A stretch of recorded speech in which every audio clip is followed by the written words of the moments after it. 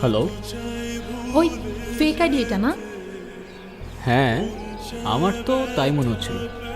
ও আচ্ছা, আর এখন কি মনে হচ্ছে? এখন তো মনে হচ্ছে হয়তো রিয়েল আইডি। এখনো হয়তো? দুইটা থাপ্পড় মারলে না একদম সব হয়তো টয়তো বের হয়ে যাবে। ওই হ্যালো, বয়স কত তোমার? কিসে পড়ো তুমি? আমি ক্লাস 8, আর মেয়েদের বয়স জিজ্ঞেস করতে হবে?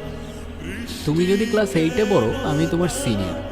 আর সিনিয়রদের সাথে রেসপেক্ট দিয়ে কথা বলতে হয়, জানো না? সরি, আমি আসলে তো সিনিয়র টিনিয়র মানে না।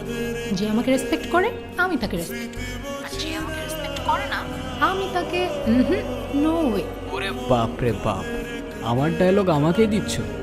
মানে কিছু না, এমনি। আচ্ছা, তোমার নামটা এত কঠিন কেন?